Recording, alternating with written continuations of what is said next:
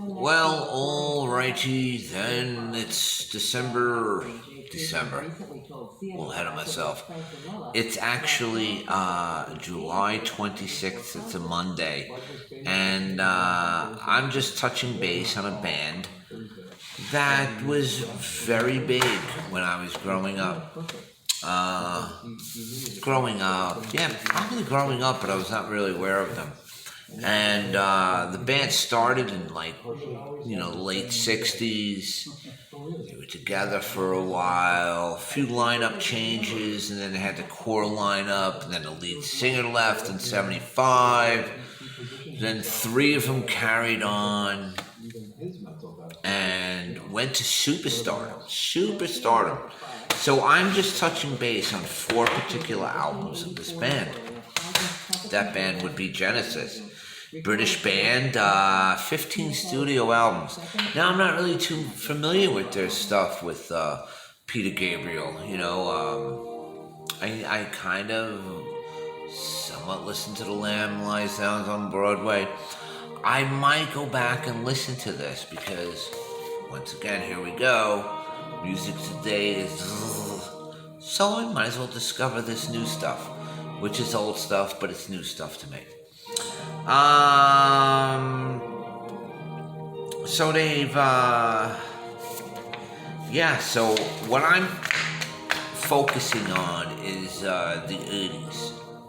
When late 70s, 80s, when they went into like superstars. They transformed from being a total prog band into this pop monster phenomenon. Kind of like Yes, but they were bigger than Yes. Yes went to kind of a similar route, but nah.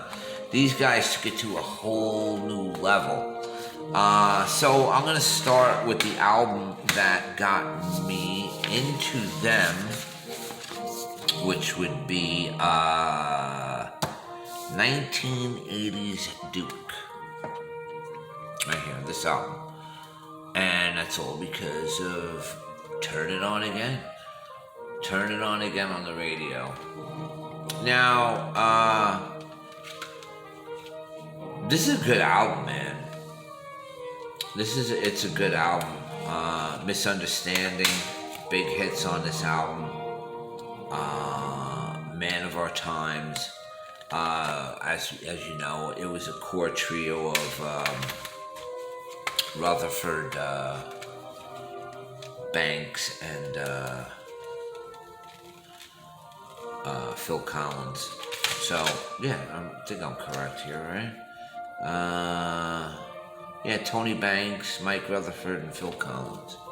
So, this was a good album. Still kind of proggy. Still kind of that little proggy stuff going on. That's the cover of the album. Kind of almost Far Side-ish. Very, comic strip type of thing. And, Misunderstanding, huge hit. Turn It On Again, big hit. Alone Tonight.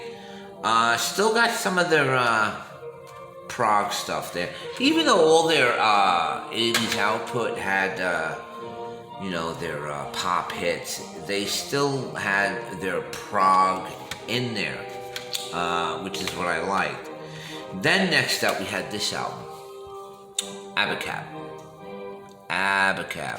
Some abstract modern art there on there. Covers But the song Abba Cap. Sorry about that slight pause as I was getting on with it. As I was saying, Abba Cap. Awesome album. That song is awesome, the song alone. No Reply at All, big hit. Keep It Dark. That's a banger. Man on the Corner. Another record, like it or not. Great album. This came out in 1981. Went double platinum in the US. Broke the top 10 for them, I think, for the first time. Went to number 7. It's weird how these albums sold so many copies and they don't even come close to number 1. Now this album, self-titled Genesis, this is my favorite album by them. Mama That's all. Home by the Sea, second Home by the Sea, Illegal Alien, little problematic today. It's gonna get better. It's just a job to do. Nothing sounds like this album when this album came out in '83. Sold 4 million copies, went to number 9. This is it. I love this. Now I know this is nothing like the earlier Genesis, and some people don't really dig this, but I dig this. Phil Collins is a monster drummer, man. A monster. Just listen to just Mama. What a crazy oh. What is that? It's just brilliant record. And his little cover photo for Illegal Alien. It's gonna get better. I adore that song with the backwards loop in the beginning and the real trippiness, the bass, everything. It's just so 80s. I love it.